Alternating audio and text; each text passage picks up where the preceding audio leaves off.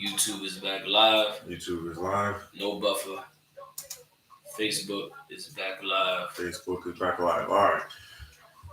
Shalom, DC. We're just having some small technical difficulties. We're back up and running both on Facebook and on YouTube. So yep, I see it. Here we are.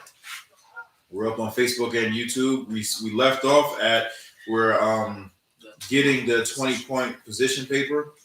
Like I said, at the end of this March, the Native Americans wanted to present these lists of demands to the President of the United States. They agreed to it before they marched. Once they got there, they reneged on their deal, and they had to tear some stuff up in order to get heard. And this is the plan. We're only going to go over a few of it for time's sake. The plan that the Native Americans came together, thought out, and wanted to present to the president. Read number one, Dr. Shaw. Okay. Number one, the United States federal government should retract the component of the 1871 Indian Appropriations Act, which eliminated the power of the Indian nations to contract constitutionally bound treaties with the U.S. government. So this, the number one thing that they wanted to repeal was this act. There's an 1871 Indian Appropriations Act. We're going to read what that act is. You can give me that second one. But first,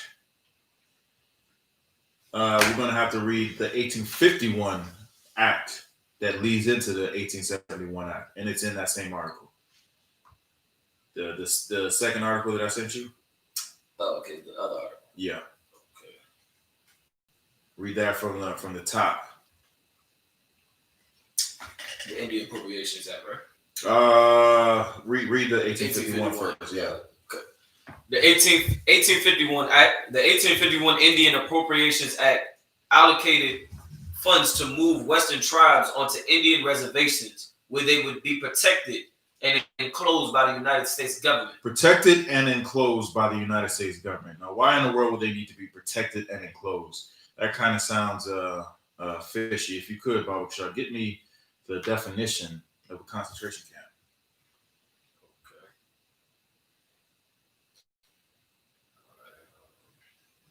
Okay. Yeah, definition of a concentration camp. That's exactly what it sounds like to me.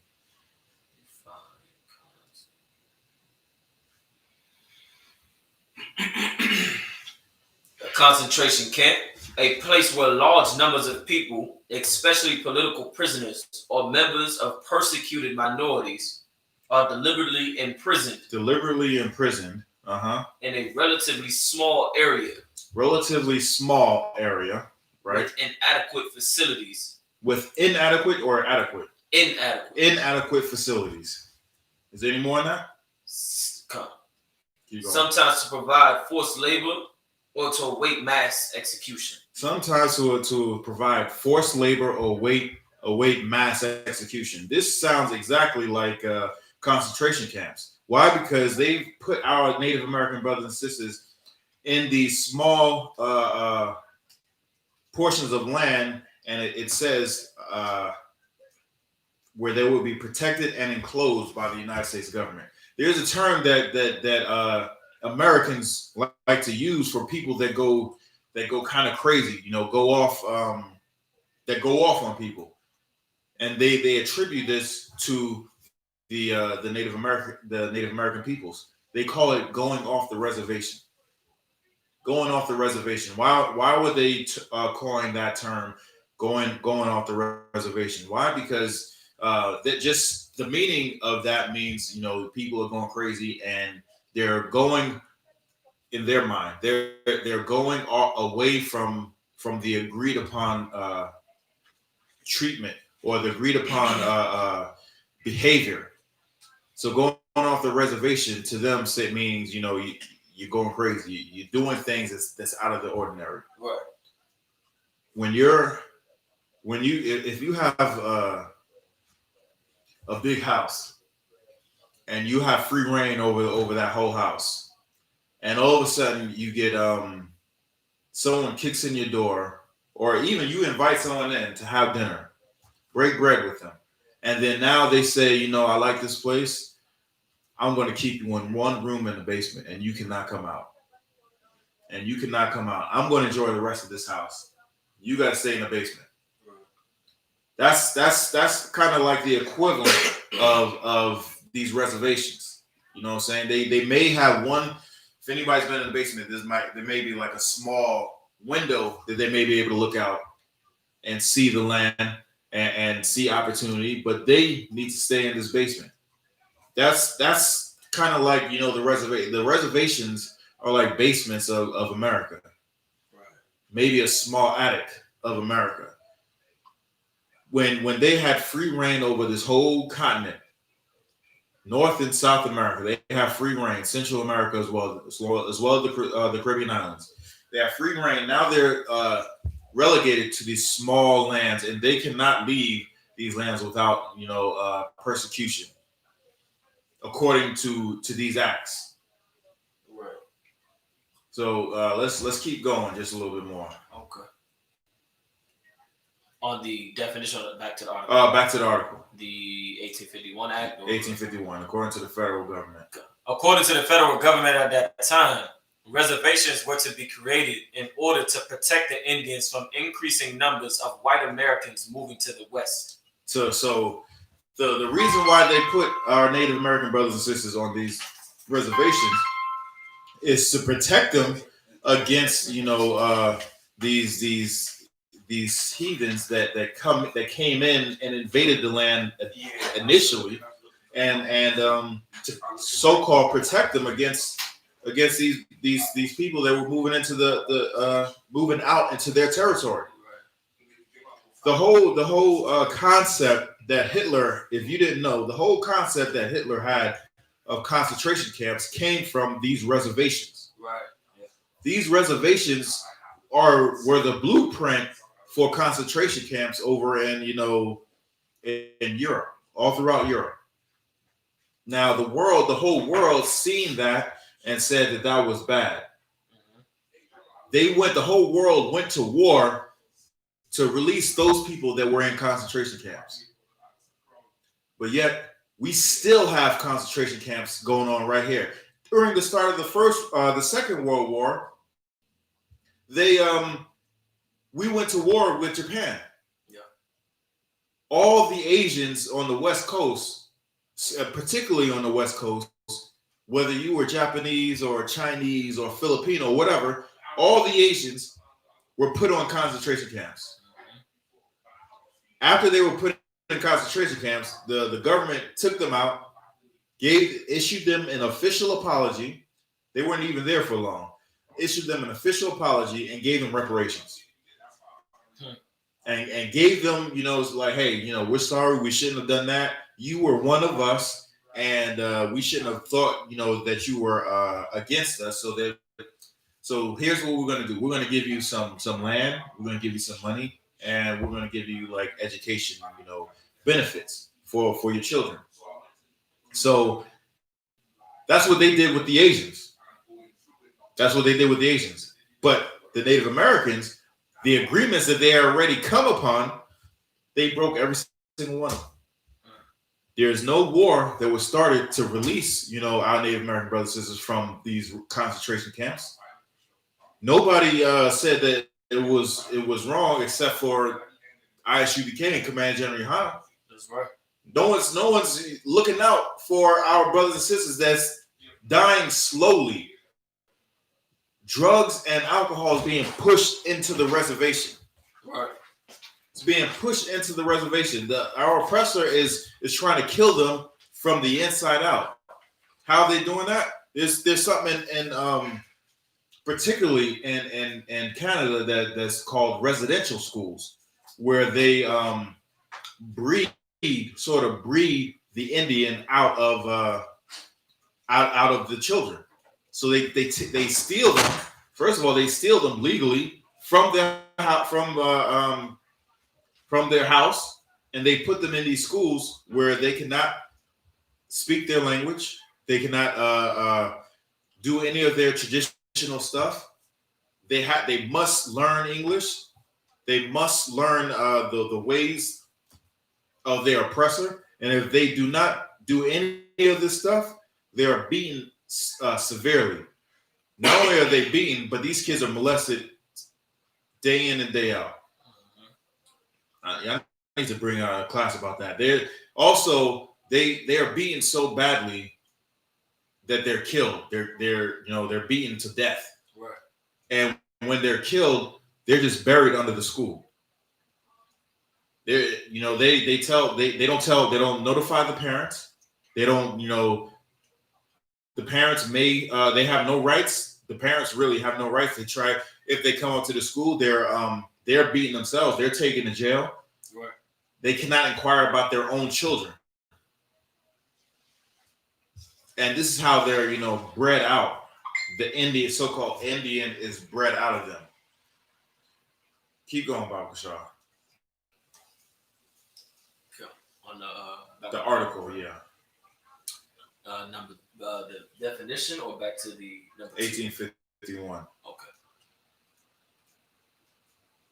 This act set the precedent of modern day Indian reservations. Keep going. There are differing explanations as to why this act was instituted.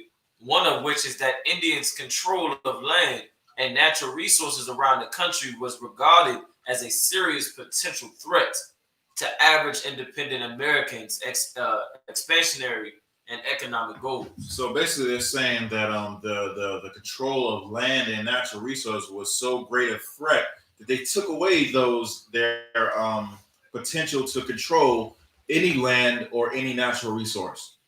Even on the reservation, when they said that this is their land and they can do with so as they please, but they cannot.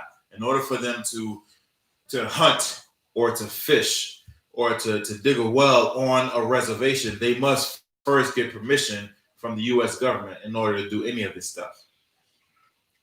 And one of the ways that they can't even collect rainwater. Water that falls from the sky, it is illegal, whether you're on a reservation or not. It is illegal to collect that type of water. You cannot do that. I don't understand that. You cannot collect rainwater. So they're doing this purposefully to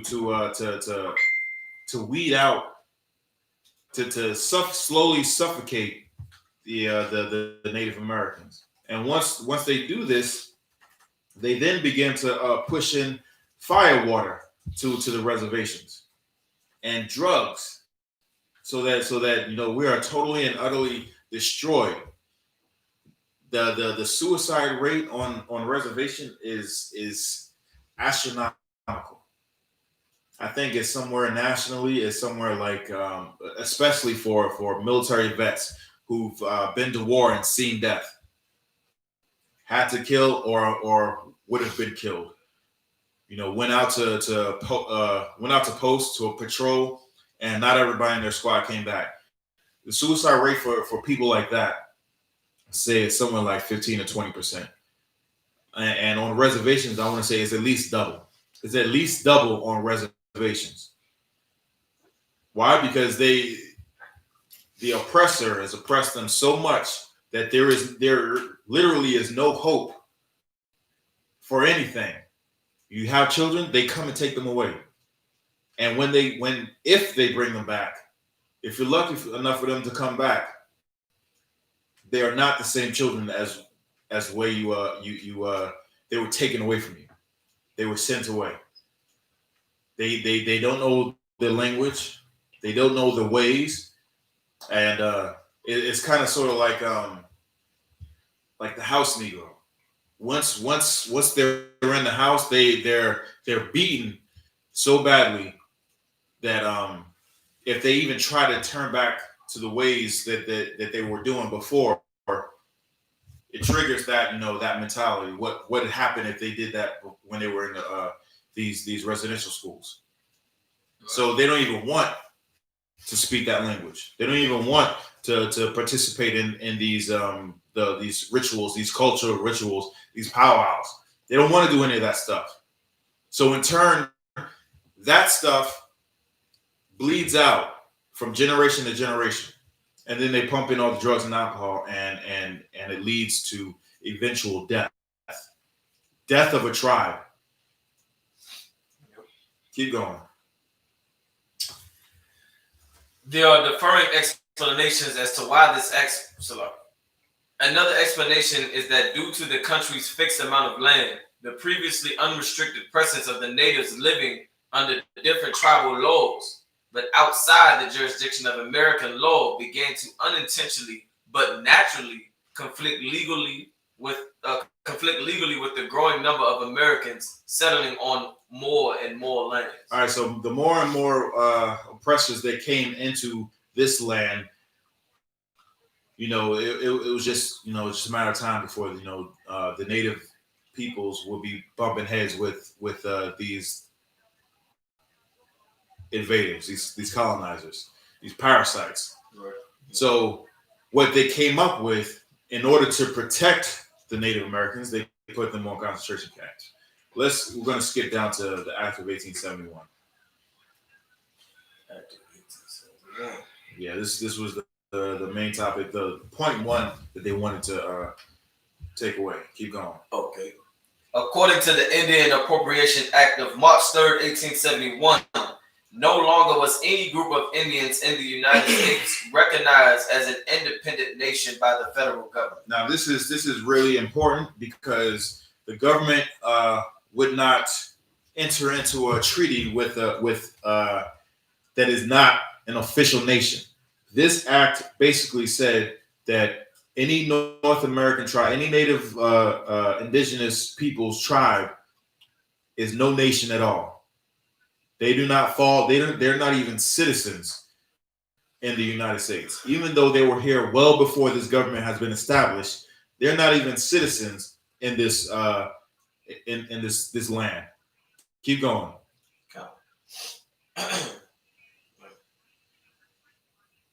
Moreover, Congress directed that all Indians should be treated as individuals and legally designated wards of the federal government. Now, they're saying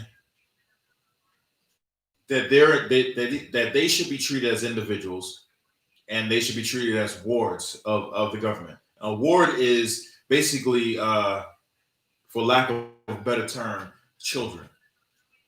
They have no rights. A child cannot cannot get into legal affairs. Get into legal affairs. They cannot get into legal agreements. Why? Because their mental capacity is not fully developed. They're not considered adults. So anything that they do is not legally binding. This act says that all Native American tribes, men, women, and children, are individuals and are wards to the federal government now and forever. That's what this act says. So they cannot come together and have a government for themselves because they are incompetent and they cannot fend for themselves. So the U.S. government has to make rules and regulations for them, even though they're not a part of the process. So this was the number one thing that the Native Americans said they wanted done away with. They're saying that they're not wars. I remember there was I was watching Ray the other day, and one of the actors was like, I'm never going to play, Jim Crow down south because, you're a black man is a boy, even if you're 80 years old. You know what I'm saying? That's essentially what this is saying. Right. You're a child, even if you're 80 years old. Right. You do not have the mental capacity to think for yourself. Right. So we're going to have to do it for you. Even though the concept of how the way the senators bring their stuff to the floor and how Americans in particular shut their mouths and listen to that one person talk comes from Native American powwows. Just that concept. If you want to bring something important to the table, all the other important so-called important people will listen to you. Will sit there, be quiet, and listen to you until you're finished, presenting whatever you need to present. And then if someone wants to rebut it, then someone comes up and rebuts it. That whole concept came from the Native Americans, but yet they're legally incompetent and cannot fend for themselves. This is what they're talking about. Salaki, this is due to technical difficulties. We have to clip this a little short. But I think I'm gonna have to bring a part 2. You can keep going. Khan, sir. Khan, the water, sir. All right. So with that, let's keep going. Let's keep going.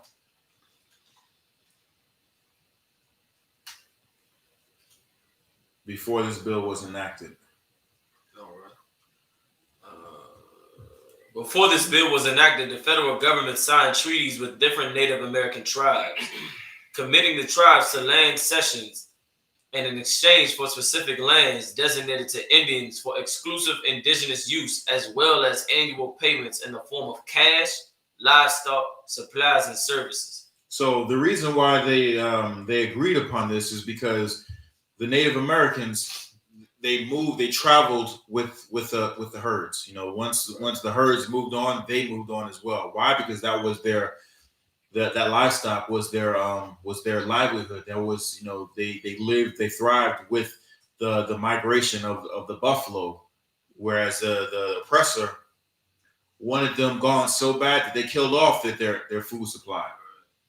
So once they killed off their food supply and they wanted to move them on to a stationary land, a more Europeanistic way of living, concessions had to be made. They lived off of the migration of the herds. So once they had to be stationary in one particular place, and where the herds did not even come through, some of this stuff had to be given to them. It had to be given to them. So when they agreed to this, they were expecting the U.S. government to actually honor their word, but yet they didn't. Right. So you expect them to just stay on this reservation and starve? No, they actually went off the reservation and went where the herds went. They went to go gather food. Right. They went to go gather water. Right. You know what I'm saying? This wasn't because it wasn't provided to them, even though they agreed upon the U.S. government agreed that they were going to provide this. This was not given to them, so they weren't going to starve. No person is just going to let somebody starve them and their family. You know what I'm saying? So they actually went out and got these livestock. They went where the herds went. They hunted and they came back and brought their stuff back on the reservation. Right. So this is the treatment that has happened. Not only did they actually put them into these lands where there was no herd movement. Right. Once they actually got there was more oppressors coming out, and it was saying, well, now we need to move you some more. So they not only they broke the first part of the treaty where they said we're going to provide you with this stuff, don't worry about it. They not only did they not provide them, then they moved them even further away from the herds, further away from the waters and all this stuff. So this is how they treated us. This is how they treat us. Get me Proverbs 22 and 6, Father Sean. Proverbs 22 and 6. Go to Proverbs chapter 22, verse 6. All right. Train up a child in the way he should go. When he is old, he will not depart from it. This goes back to the residential schools I was talking about. If they're training up their children how the way they should, how the way they wanted them to keep their tradition, their language, their customs, the way they dress, the way they talked, how to hunt.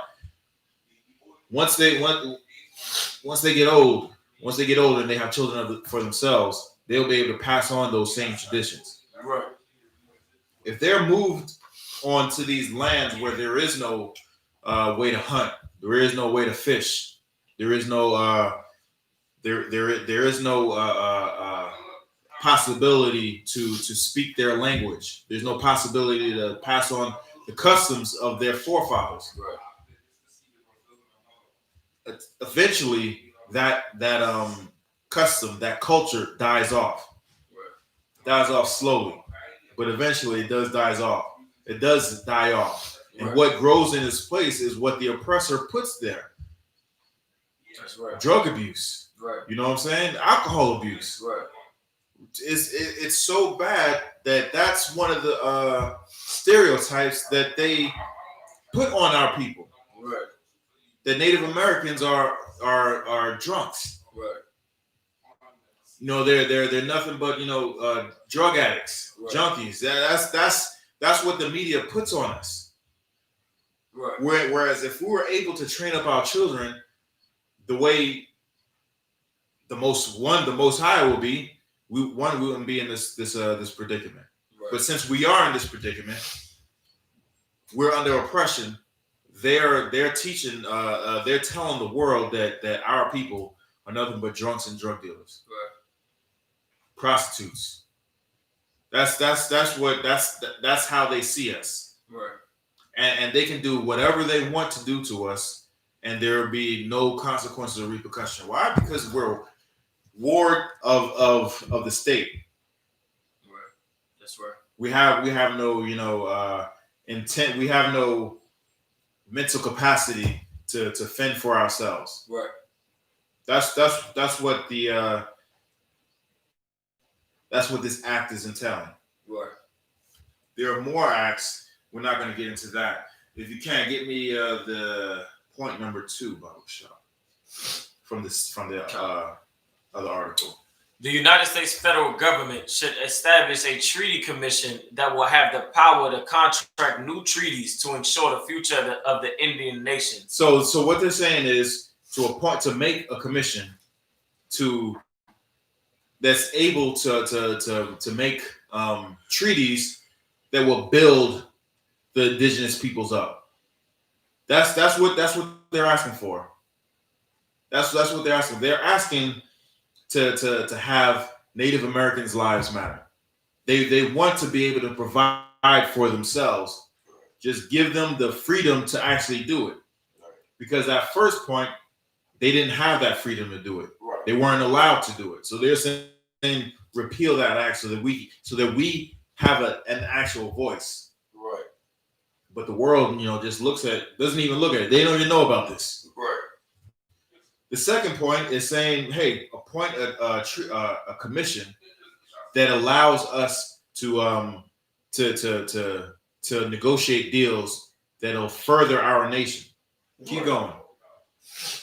In addition, also, it should be established that no terms of existing treaties can be violated. Means keep your damn word. Right. Like we have treaties that you signed and that's right. We've agreed upon, but you don't even keep those treaties. Right. Just keep your word. Right. Keep your word. Why is it so hard for you to actually keep your word? Right. It shouldn't be hard. You forced us to move from, you know, the prime real estate out to the backwoods, you know, where nothing grows. And you said you was gonna in order for us to agree to it, you said you've given concessions that would help us thrive. Right. But you didn't do that. You didn't do any of that. Talk is cheap. Exactly. Talk is cheap. That's right. The second point was saying you should not you should establish the existing treaties, and those treaties should not be violated. Right. Let's go to the third point. The federal government should pledge that they will meet with 4 American Indian representatives before June 2nd of 1974 in order to discuss the future of the Indian nations. So they gave them a time and date. They gave them a time and date and who they should meet with in order to further their, not just their agenda, their nation, their people. They're tired of being relegated to squalor. Keep going. One more for that same point. The national media should be present for this meeting. The national media should be present for this meeting. Get me 2 Corinthians 13:1. Barbershop. 2 Corinthians chapter 13 and verse 1. The book of 2 Corinthians, chapter 13, verse 1. Hold on 1 second. Let me get there with you as well. Hold on 1 second. I'm almost there.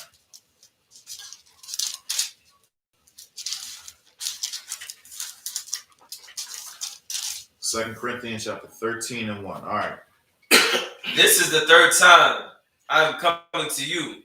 In the mouth of 2 or 3 witnesses shall every word be established. So they're saying, because we do not trust you, you've agreed, time and time again, and is in writing. We can prove that you've agreed to these things, that we do not trust you. So what we're going to do is we're going to record this. We have the technology to do it now. We're going to record this. We're going to hold this meeting between the federal government and 4 people that we appoint to speak for us. We're going to have this meeting, and then we're going to have it recorded. The media is going to be there, just like what the scripture says. It says, read that second part again, Bible Shaw. In the mouth of 2 or 3 witnesses shall every word be established. In the mouth of 2 or 3 witnesses, with the media actually being there, is going to be more than 2 or 3 witnesses. They want the world to see how the way the U.S. government reneges on their promises, right, time and time again. This is their demands. So once it's agreed upon in the presence of the media, then the world can't tell the world that we did not agree upon this, even though they have all these treaties in writing, and it can be researched at any point. We're in the information age right now. We can pull up. We have powerful computers at our fingertips. We can pull up these treaties and actually look at the agreements that the government has had with the Native American people. That was easy to actually keep, but they kept none of them. This whole march is called the Trail of Broken Treaties. Right. They've agreed to this. Both parties have sat down and hashed it out months and weeks and years later, and actually ratified it, but they can't keep it. Scripture says, in order for something to be solid, it can't be done in secret. It has to be done in 2 or 3 witnesses. 2 or 3 witnesses, this will be established. Right. Can't nobody lie about that. Give me Deuteronomy 17 and 15, Bob Shaw. Deuteronomy 17 and 15.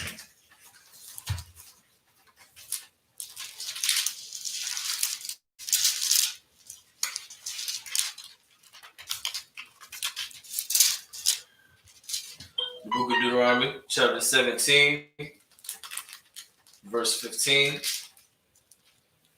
Thou shalt in any wise set him king over thee. Thou shalt in any wise set him king over thee. So they're not saying that you're going to be in charge of us. They're saying that we have a delegation, and we want to meet with your delegation to come to an agreement.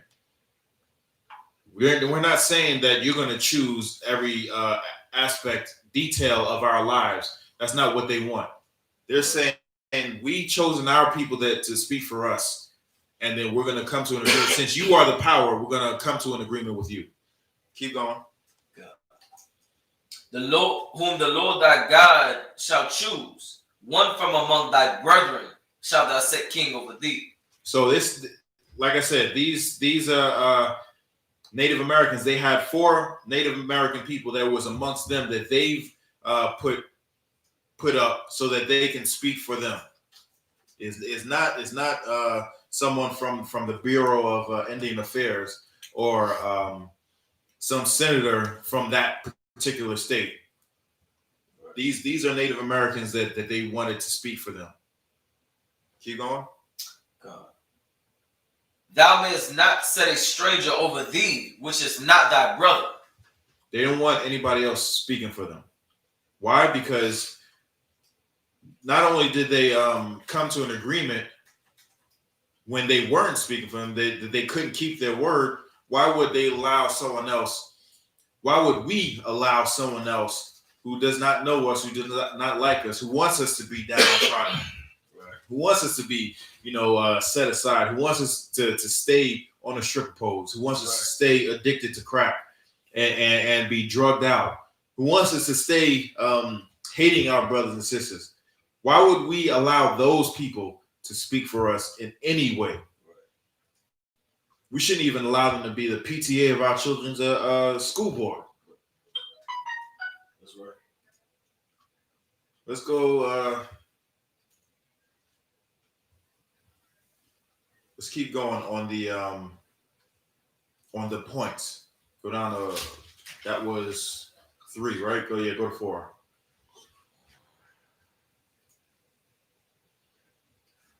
Like I said, this is a 20-point plan. This is just the 4th one. We're on the 4th one. So far, they said repeal the act that basically makes them wards of the state. Set up a commission where they can discuss things to make treaties, and we're going to televise in a negotiation agreement. That's so far what they wanted, and these are some pretty basic demands. Once they establish a committee where they can make agreements, they want it televised so that people can't backtrack what they say. Number 4. The President of the United States should establish a committee consisting of both Indians and non-Indians to examine treaty commitments and violations. So basically, anything that has to do with these commitments or violations of these commitments, they're allowing both parties to examine these offenses. Go to number 5. Number 5. Treaties that have not been ratified should be presented to the Senate. So they're saying treaties, agreements that both parties had come together and agreed upon. There are some treaties out there that even though both parties had come to agreed upon, they've never been presented to the Senate. They've never been voted on to make it legal, quote unquote legal.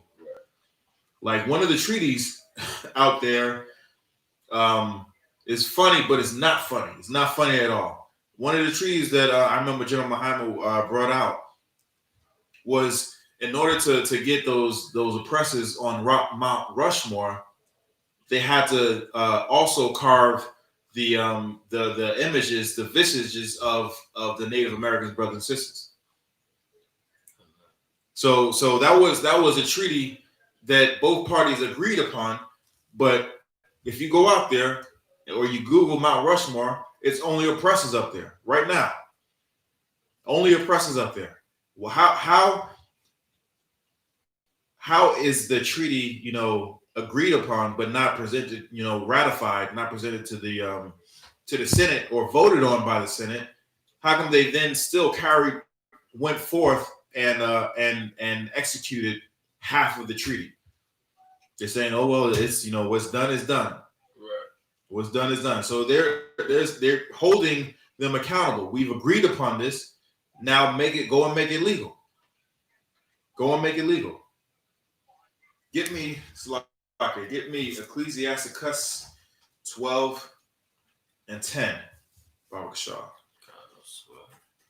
Ecclesiasticus 12:10. The book of Ecclesiasticus, chapter 12, verse 10. Never trust thine enemy. Never what? Trust thine enemy. Never trust thine enemies. They're saying don't. By this time, we know that they're our enemies. By this time, we know that they've broken every treaty that they've set forth. Right. By this time, we know that they only want us to come to the table just so they can sneak around back and kill us. Right. Put fine print in there to make sure that we cannot survive. We cannot thrive without, the help of the U.S. government. Scripture says, never trust an enemy. Keep going. For like as iron rusteth, so is his wickedness. If you have an older car out, out there, or if if you look at like some of these signs, that's metal, that's iron. Once it's out there, and it's not treated, it's not taken care of properly, it rusts. The just natural progression, the weather, it gets wet, it gets moist, and it stays on there. That metal then rusts. Just like it says, just like iron rusteth, so is his wickedness. So is our enemy's wickedness. We cannot trust them to do anything. We cannot trust them to keep their word. Even though they said they agreed upon something, you cannot trust them. Because they will stab you in the back. Right. They will stab you in the back. Keep going. Though he humbleth himself and go crouching, yet take good heed and beware of him, and thou shalt be unto him as if thou hast wiped a looking glass. So it's saying, even though he's humble and he holds his head down and he speaks just like the scripture, all these scriptures are talking about the same thing. Even though his words are smoother than butter, he's coming to you humbly. He's complimenting you. He's saying great things about you.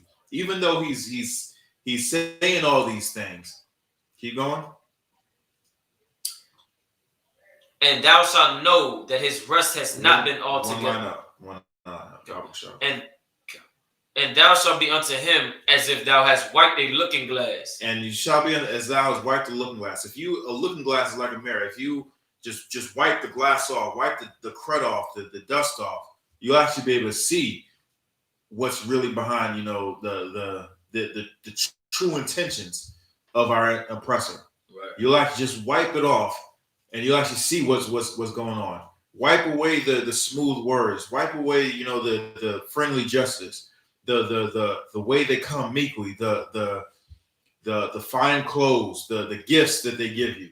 Just brush that all aside and get to the bottom line, right. The bottom line, and see exactly what they're presenting. It's nothing but death and destruction. Keep going. And thou shalt know that his rust hath not been altogether wiped away. Rust is always there. If you have a vehicle and it's actually beginning to rust, you might as well, get rid of that vehicle. Right. Or you need to totally cut out that rust area and replace it. It is like most of the time, it's just not worth it. It's just not worth it. Right. So they're saying when you wipe away the soot, when you wipe away the fancy clothes and the fancy speech, and you look at the true intentions if you actually read the fine print of what they're presenting, you're going to see that it's still some rust there. And even if it may be just a small speck of rust, it's going to grow. Well, I remember, it's just sidebar. When I was, I just know that in Esau's military, when you go in to shoot, after you shoot, you have to strip down your weapon. You have to clean it. You have to scrub it. You're scrubbing for a long time, sometimes hours. Whether you're shooting just one weapon or you're shooting multiple weapons, you're going to be scrubbing for hours. Once the person in charge of the armory usually will come over there with a sort of white glove, right. And that person is going to go through your weapon and reach into the crevices and see if it's actually any dirt that's in there. If it doesn't come back clean, you staying behind and you're still cleaning. Right. If it actually has rust in it, you're being brought up on charges. You right. Cannot have rust on your weapon. Right. That does not happen. And if you do, you're in trouble. Right. You're in trouble. So they're saying if it's that important, if you do not have rust on your weapon, just think of how much rust that our oppressor has on them. They are no good. Right. They are no good at all. They need to be thrown away altogether. Get me, let's go to point 8. Let's go to point 8 right quick. Point 8. The United States federal government should provide a new system of federal court jurisdiction through which American Indians can address treaty or tribal rights. This system of jurisdiction must apply both in cases between American Indians and between American Indians and non-Indians. It is of utmost importance that leaders of the Indian nations take part in the process of interpreting treaties. So they're saying, basically what they're saying is, there needs to be a system of justice that involves between nation, the so-called Indian nations, and then between the so-called Indian nations and anybody else. There needs to be a process of justice where the nation, the so-called Indian nation, needs to be a part of that. In order for true justice to happen, you cannot have somebody outside of your nation render justice for you. Sort of like, well, not sort of like, definitely. It's definitely like the way the U.S. Constitution says, in order for you to be convicted of a crime, you need to be judged or heard by a jury of your peers, right? But it's never a jury of our peers. You know, no, it's not us. It's nobody who's been through what we've been through, right? Who's going through what we're going through, who's up there, you know, deciding if we're guilty or innocent. Right. It's never been like that. Even back, I remember just reading like laws, like Jim Crow law. Even before that, a slave cannot testify against a white man. A black man, woman, or child cannot testify against a white man, or an oppressor. It just cannot happen. Even if the crime, if there was a shooting and there was black people that was out there and seen the whole thing, they cannot testify that they seen this white man shoot anything. It just can't happen. If a crime happened against a black man or woman, they cannot testify and say that person, that man did that to me. It just can't happen. So what they're saying is, if a crime happens to us, we need to be involved. We need to be involved in the rendering of the justice. If something happens from outside that's happening to us and it involves another nation, we need to be involved in the rendering of that justice. And if you would, that goes back to Exodus 18 and 17. Just for time's sake, if you want to read that up, I'm just gonna go real quick on that. And what Exodus 18 and 17 through 27 is when Moses was actually rendering judgment over the whole nation.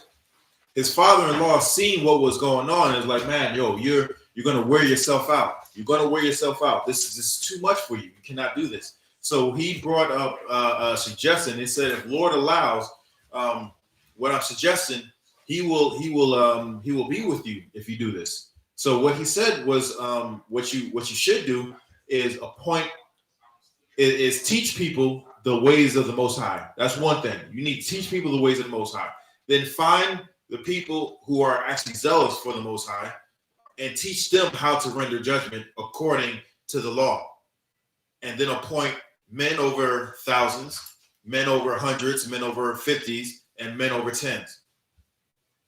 And they will judge for you. That's what this scripture I just I'm calling out. Exodus 18, 17 through 27. You read that and you'll see exactly what I'm talking about. And this is what the Native Americans were talking about. Right. We need to be a part of the judgment that's being rendered, or any wrongs or any treaties that need to be interpreted that directly involves us. Right. We need to be involved in that. Right. And with that, I'm gonna pass the class to Barack.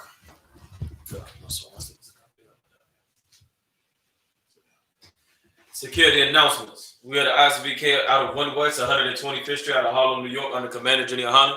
New rules for brothers and sisters. When a new brother or sister comes into the school, they are off limits for 6 months. They are to be saluted only. They are to share themselves of the word after 6 months. If a brother or sister has an interest in a particular person, he or she must get permission from the head to speak to a brother or a sister. There's another 6 months in which the brother or sister will court each other. After the 6-month period, the brother or sister will get permission from the head to marry. Tithes, which is a commandment.